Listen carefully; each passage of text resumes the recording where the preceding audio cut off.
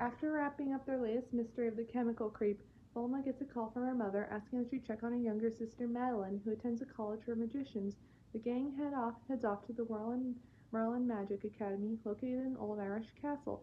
They meet the owner, Warren Merlin, along with his brother Marlin, who acts as cook and butler, and Crystal, Warren's former stage assistant. Fred is smitten by her, to Daphne's irritation. The gang learns that a giant griffin had been scaring away the students and staff. After dinner, Velma, Daphne, and Fred are talking in the hall when Daphne comments on his attraction to Crystal. Fred explains that she's so graceful and that he and Velma make fun of Daphne's klutziness. Later that evening, Madeline, who had a crush on Shaggy for years, takes him on a romantic walk in the gardens and shows him an ancient sundial. Madeline explains that the griffin was meant to protect the school, but then the griffin chases them from the garden. A student takes a picture of the griffin, which appears in the morning newspaper. The rest of the students leave, so the gang starts taking classes themselves, so the school doesn't go under. Meanwhile, Calvin Curdles, a powerful vegetable ice cream guru, continually offers to buy Warren's castle for him, with Warren refusing every time. The gang promises to investigate to see if Curdles is behind the griffin, so he tells Amos to call if he hears anything new. Velma finds Daphne practicing ballet so she can be more graceful and capture Fred's attention. The two then stumble on a secret passageway leading to the attic of the school, where they discover, through an old scrapbook, that Alma Rumblebuns, the school's head maid, used to date Calvin Curdles. Meanwhile, Shaggy and Madeline discover the special effects room of the castle, where they are discovered by Ms. Rumblebuns and knock over some chemicals, creating a fog.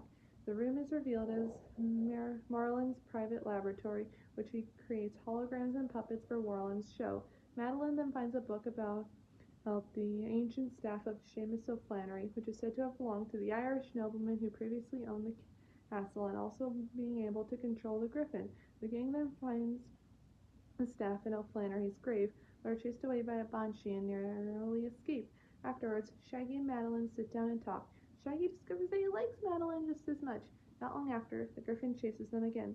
As the gang runs into the castle, Shaggy and Madeline bump into Amos and misplace the staff.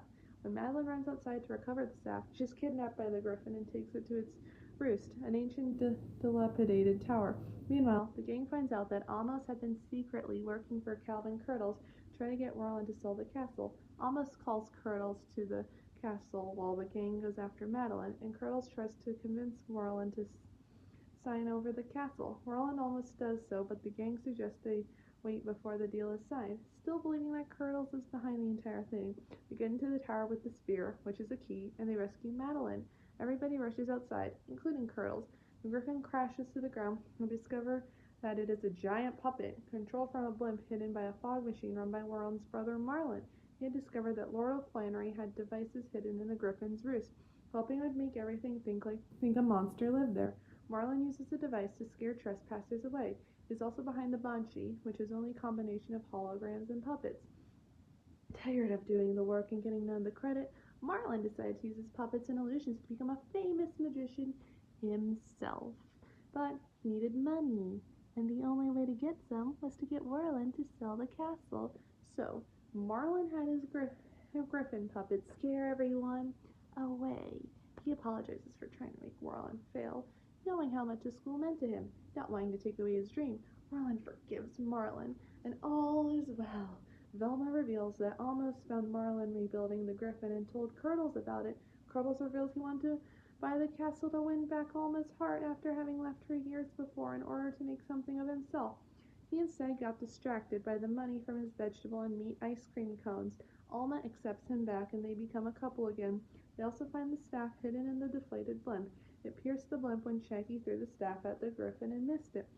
The Merlin brothers decide to take Madeline and their apprentice, and soon after, Calvin Curl sponsors the reopening of the Merlin Brothers Academy of Magic, where Madeline performs with Daphne acting as her assistant. In one of the tricks, she appears in the seat next to Fred and gently teases him, causing Fred to see her in all new light. Scooby tames a lion, which is actually the real Scooby controlling a puppet Scooby, which tames the lion.